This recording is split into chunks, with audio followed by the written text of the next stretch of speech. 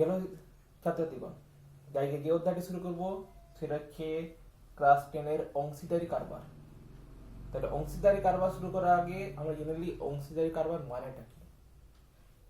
যদি দেখা যায় একটি ব্যবসা বা কারবারে দুই বা তার বেশি ব্যক্তির যদি অংশ থাকে, অর্থাৎ দুই বা তার বেশি ব্যক্তি যদি নিজেদের মূলধন নিয়োগ করে বা কারবারের সঙ্গে কোনো না কোনোভাবে যুক্ত হয়, তখন সেই কারবারকে বলা হচ্ছে অংশীদারি কারবার। এখন এই অংশীদারি কারবার হতে পারে দু প্রকার, একটা সরল অংশীদারি কারবার আর একটা মিশ্র অংশীদারি কারবার।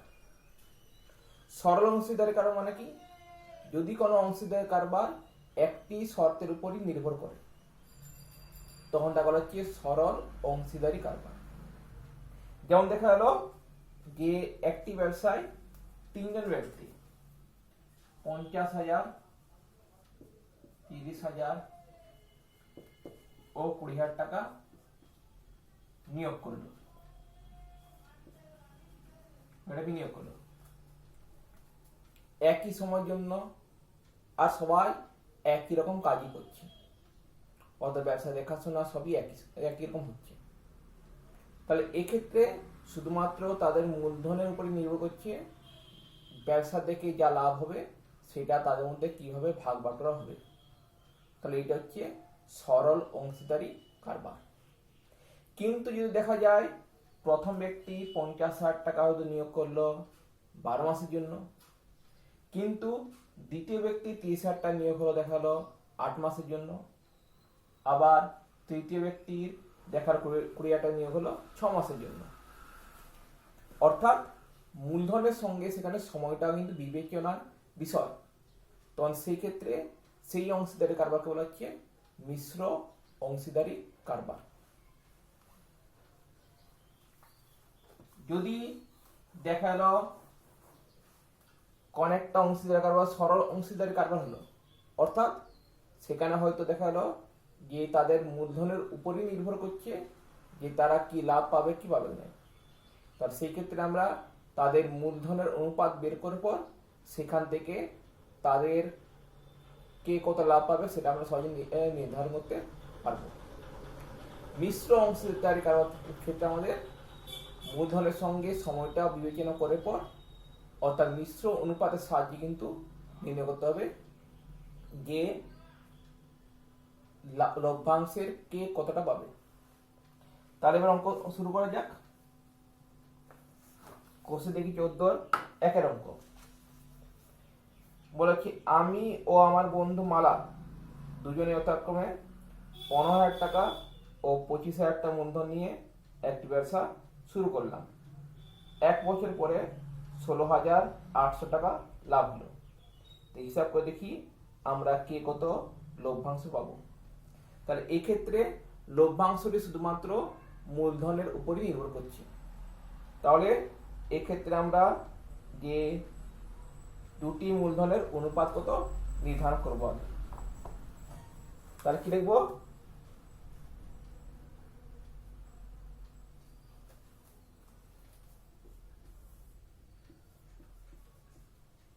আমার ও মালার মূলধনের অনুপাত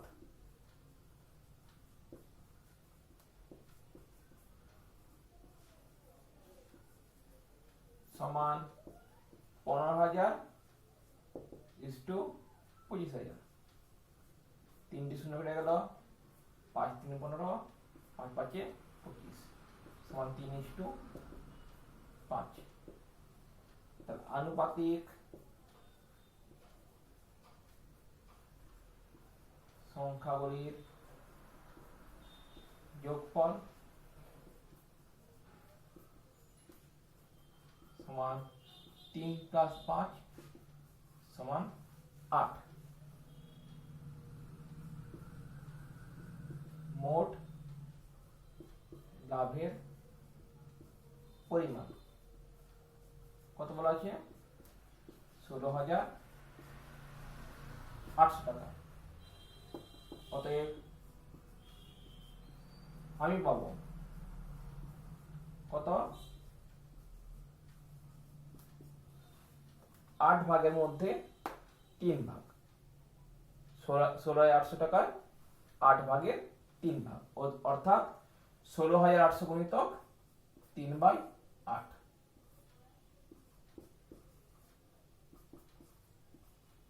6,300 টাকা।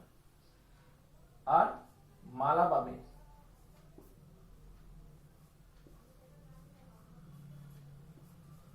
16,800 গুণিতক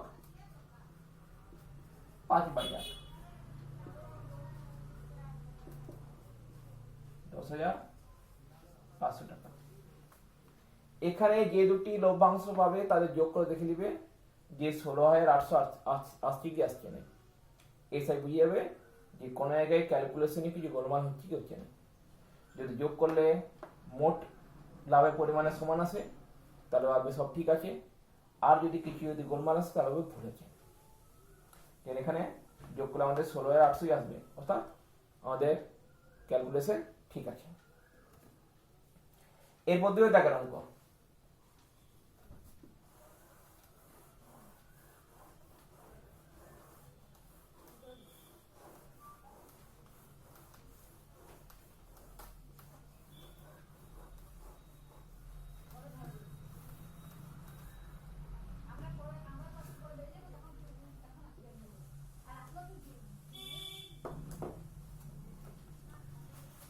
দুইটা বলা আছে প্রিয়ম সুপ্রিয়া ও বুলু যথাক্রমে 15,000 টাকা 10,000 টাকা এবং 25,000 টাকা দিয়ে একটি ছোট মুদির দোকান খুললো, কিন্তু বৎসরান্তে 3,000 টাকা লোকসান হলো। কাকে কত টাকা লোকসানের পরিমাণ দিতে হবে হিসাব করে দেখি। তাহলে কোন ব্যবসায় যারা অংশ নিচ্ছে তারা যেমন নিজেদের মধ্যে মূলধনের অনুপাতে লাভটা ভাগ করে নেবে, একইভাবে লোকসান হলেও কিন্তু সেই মূলধন অনুপাতেই ভাগ করতে হবে। তাহলে এখানে প্রিয়ম সুপ্রিয়া ও বুলুর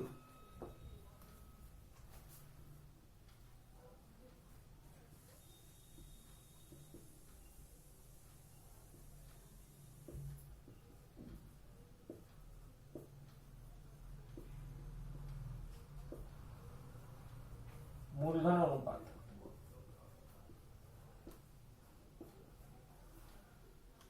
কত দেওয়া আছে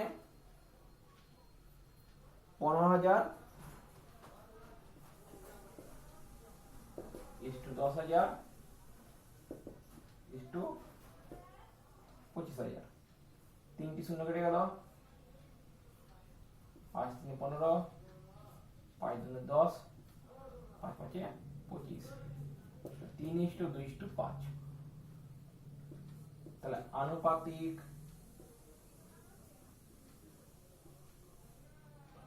সংখ্যাগুলি যোগফল সমান 3 + 2 + 5 সমান 10। মোট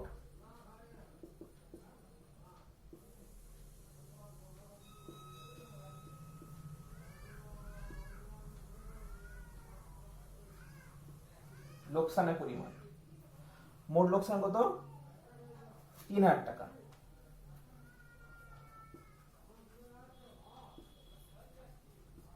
তাহলে প্রিয়ম দেবে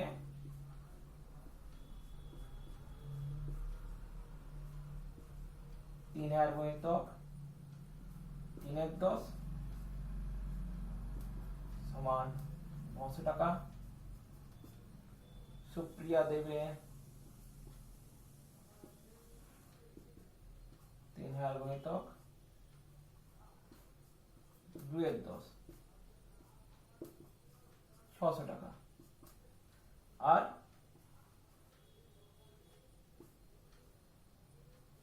বুলু দেবে 3,000 গুণিতক 5/10 1500 টাকা।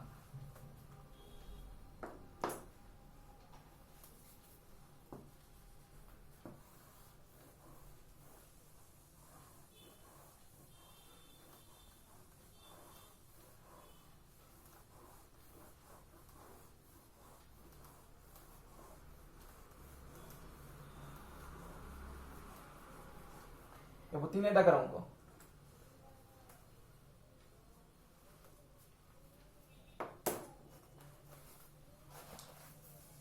তিনে দেখো বলা আছে শোভা ও মাসুদ দুজনে মিলে 2,50,000 টাকা একটি গাড়ি 2,62,500 টাকায় বিক্রি করলেন। গাড়িটি কেনার সময় শোভা মাসুদের 1.5 গুণ টাকা দিয়ে থাকলে কে কত টাকা লভ্যাংশ পাবেন তা হিসাবে লিখি।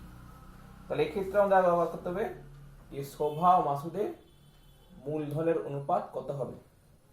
তাহলে আমাদের বলা আছে শোভা মাসুদের 1.5 গুণ টাকা দিয়েছে, তাহলে আমরা লিখব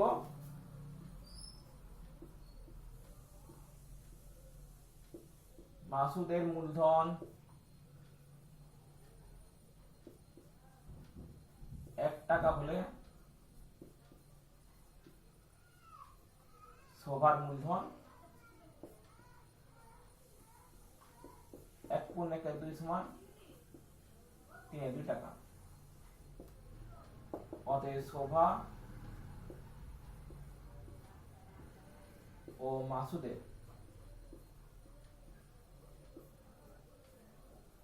মূলধনের অনুপাত কত হবে? 3:2:1, 2 দিয়ে উভয় পক্ষে গুণ, 3:2। আনুপাতিক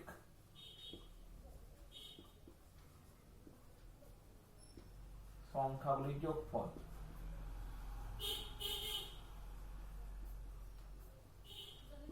সমান 3 + 2 = 5।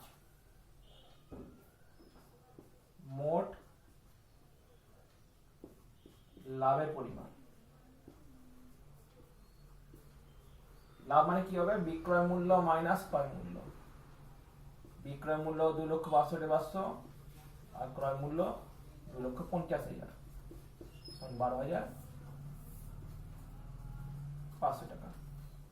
অতএব শোভা পাবে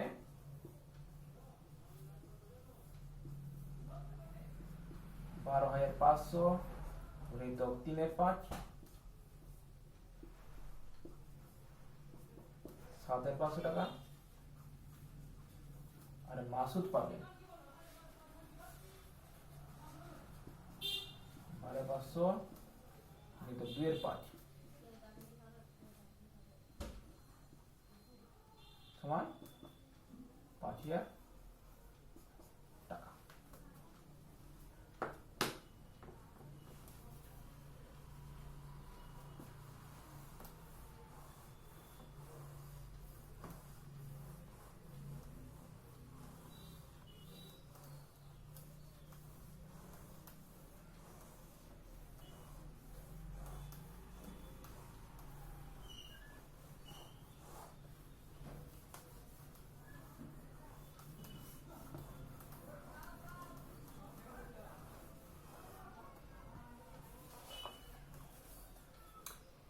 এরপরে 4 দাগের অঙ্ক 2 দাগের অঙ্ক মতোই 3 বন্ধু 5,000 টাকা 6,000 টাকা 7,000 টাকা নিয়ে অংশীদারি কারবার শুরু করেছে আর 1,800 টাকা লোকসান হয়েছে। তাহলে এক্ষেত্রে একই রকম ভাবে আমরা করব যেমন 2 এর অঙ্কটা করেছিলাম। 5 দাগের বলা আছে দীপু, রাবেয়া ও মেঘা যথাক্রমে 6,500 টাকা 5,200 টাকা ও 9,100 টাকা মূলধন নিয়ে একটি ছোট ব্যবসা শুরু করলো। ও ঠিক 1 বছর পরে 14,400 টাকা লাভ হলো। ওই লাভের 2/3 অংশ তারা সমানভাগে এবং বাকি অংশ মূলধন অনুপাতে ভাগ করে নিলে কে কত টাকা লভ্যাংশ পাবে তা নির্ণয় করি। তাহলে এক্ষেত্রে কি করব? এক্ষেত্রে আগে আমরা ভাগ করব যে তারা কত টাকা নিজেদের মধ্যে সমান ভাগে ভাগ করছে। তাহলে 3 জনে নিজেদের মধ্যে সমান ভাগে ভাগ করে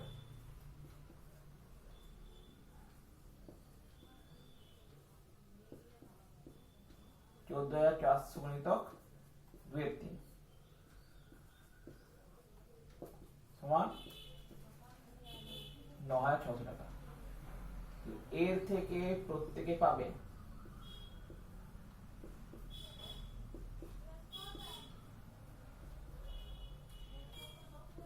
9,600/3 3,200 টাকা।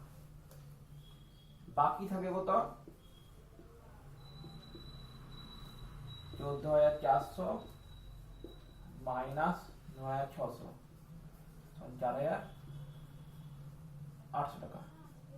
এই টাকা তারা মূলধন অনুপাতে ভাগ করে নেবে। তাহলে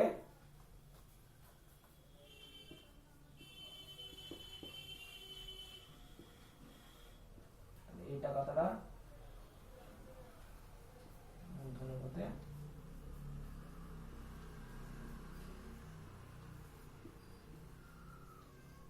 ভাগ করে নেবে।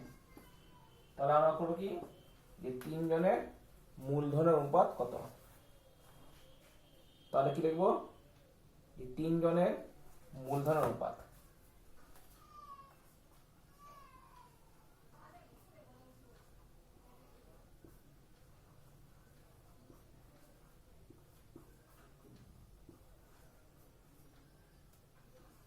ছয় 500 ইস্টু 5,200 ইস্টু 9,100।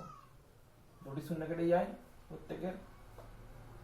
13 5 65, 13 4 52, 13 7 91। তাহলে 5:4:7। আনুপাতিক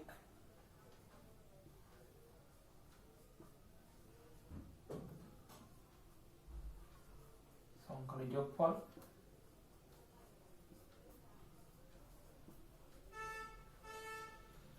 সমান 5 + 4 + 7 সমান 16। তাহলে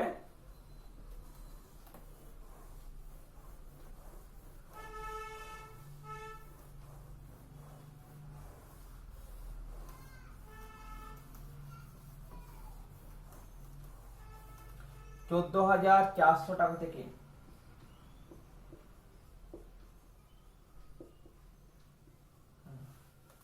প্রথমে আছে দীপু পাবে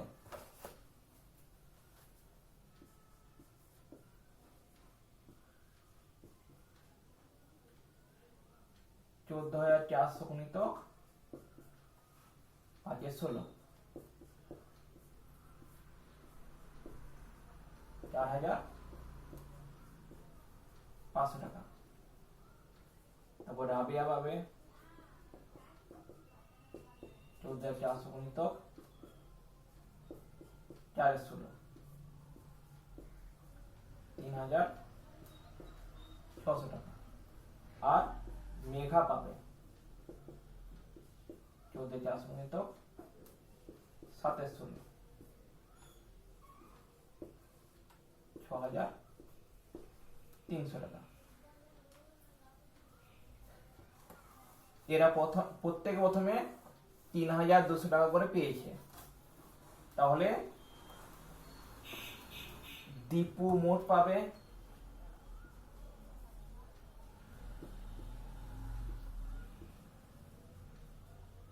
4,500 যুক্ত 3,200 সমান 7,700 টাকা।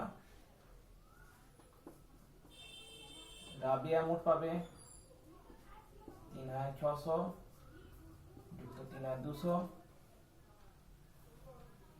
আচ্ছা এখানে একটু ভুল হলো, এটা 4,800 টাকা হবে।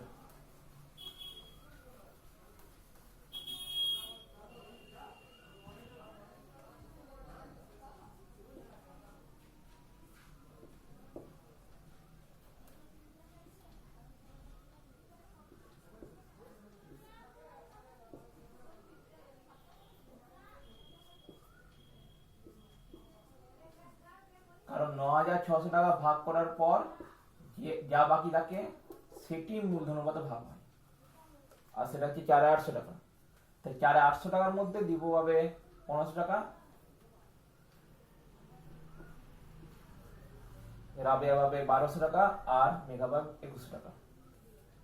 তাহলে দীপু মোট পাবে 1500 যুক্ত 3200 সমান 4700। রাবেয়া পাবে 1200 যুক্ত 3200 সমান 4400 আর মেঘা পাবে 2100 যুক্ত 3200 সমান 5300 টাকা। এদের যোগ করে দেখলে কি যে আমাদের 14,400 টাকা আসছে কি আসছে না, যোগ করে দেখা যাবে 14,400 টাকা আসছে, অর্থাৎ ঠিক আছে।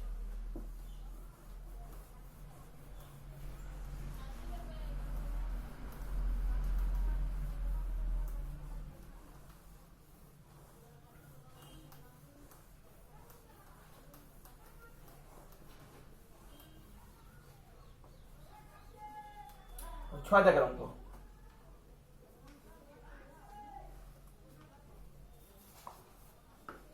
ছয়টা বলা হচ্ছে তিন বন্ধু যথাক্রমে 8,000 টাকা, 10,000 টাকা ও 12,000 টাকা সংগ্রহ করে এবং ব্যাংকে থেকে কিছু টাকা ধার নিয়ে একটি ব্যবসা শুরু করে। বছর শেষে তারা দেখলেন 13,400 টাকা লাভ হয়েছে। সেই লাভ থেকে ব্যাংকের বছরের কিস্তি 5,000 টাকা শোধ দেওয়ার পর বাকি টাকা তারা মূলধন অনুপাতে ভাগ করে নিলেন। তাহলে লভ্যাংশ থেকে কে কতটা পাবেন হিসাব করে লিখি। তাহলে এক্ষেত্রে কি করবো, এক্ষেত্রে আগে কিস্তি শোধ করার পর কত টাকা লাভ থাকে বার করে নেবো। তাহলে ব্যাংকের কিস্তি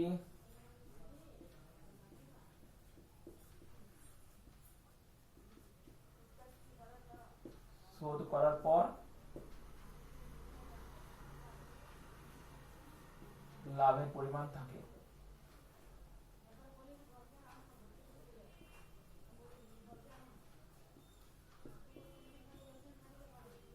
(13,400 মাইনাস 5,000 8,400 টাকা। এই টাকা তিনজনে তাদের মূলধন অনুপাতে ভাগ করে নেবে। তাহলে লিখবো তিন বন্ধুর মূলধন অনুপাত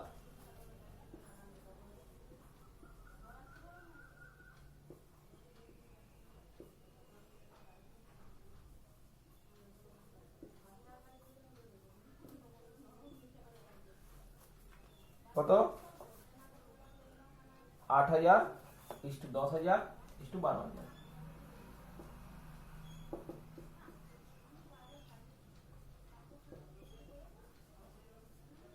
তিনটি শূন্য কেটে যায়, 2 4 8, 2 5 10, 2 6 12, 4:5:6। আনুপাতিক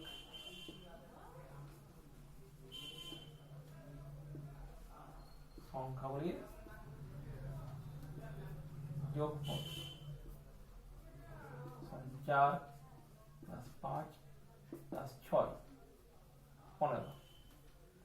তাহলে প্রথম বন্ধু পাবে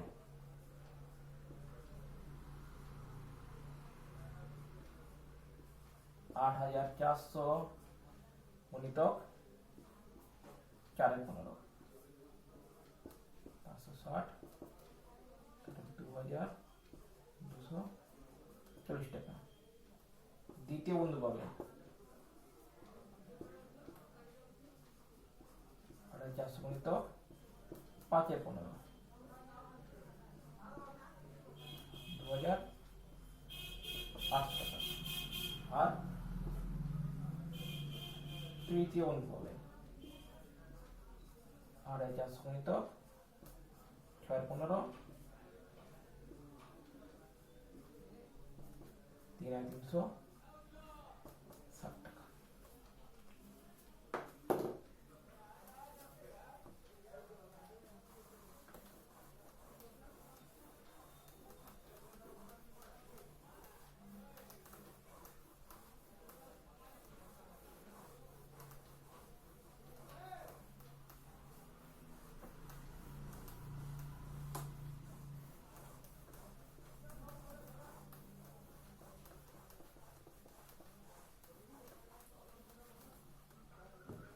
সাত দাগের অঙ্ক।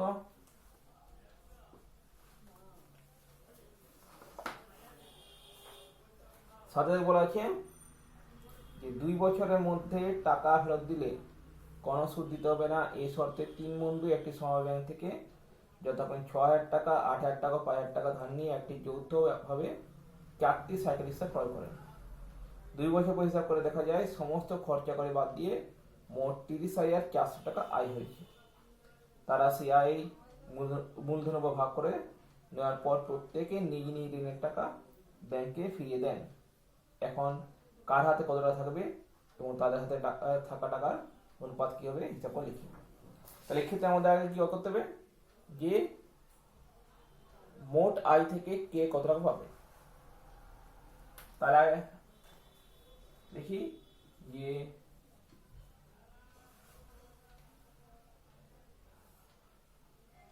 তিন বন্ধুর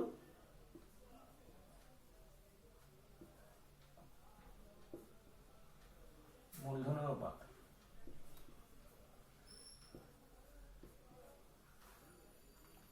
মূলধন অনুপাত বা এক্ষেত্রে লিখবো ধার নেওয়া টাকার অনুপাত।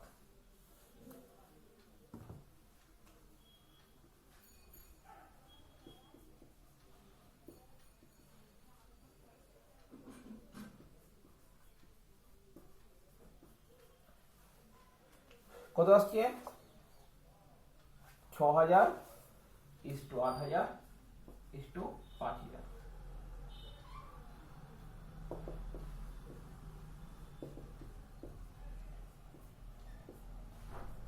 6:8:5 আনুপাতিক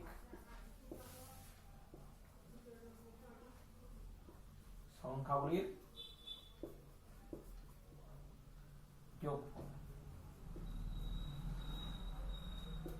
6 + 8 + 5 = 19। মোট আয়ের পরিমাণ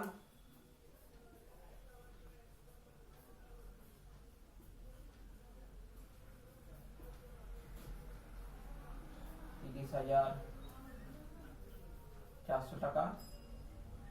প্রথম বন্ধু পাবে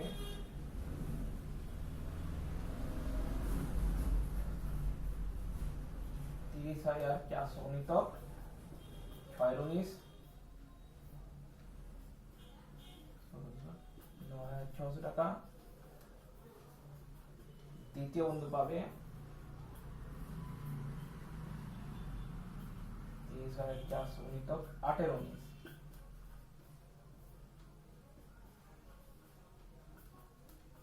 12,800 টাকা। আর তৃতীয় বন্ধু পাবে 30,400 গুণিতক 5 × 19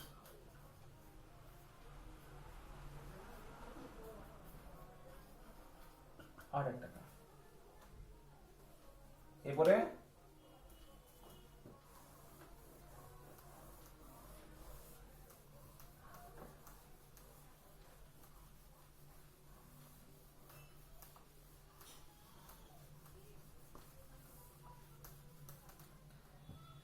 ব্যাংকের ধার শোধ করার পর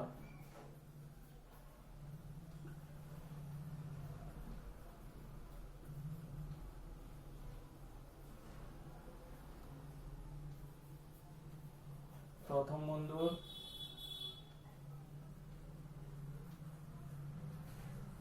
কাছে থাকে 9,600 - 6,000 = 3,600 টাকা। দ্বিতীয় বন্ধুর কাছে থাকে 12,800 - 8,000 = 4,800 টাকা। আর তৃতীয় বন্ধুর কাছে থাকে 8,000 - 5,000 = 3,000 টাকা। অতএব তাদের কাছে থাকা টাকার অনুপাত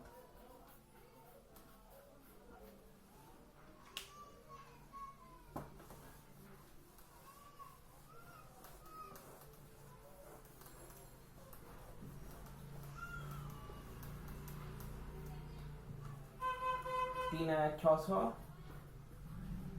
4800 ইস্টু 3000, দুটি শূন্য কাটে 630 48 630, অর্থাৎ প্রথমে এটা ছিল সেই একই আসলো 6:8:5। তাহলে আজকের মতো এখানেই শেষ। যদি ভিডিওটি ভালো লেগে থাকে তা লাইক করবে, শেয়ার করবে এবং সাবস্ক্রাইব করতে ভুলবে না। নমস্কার।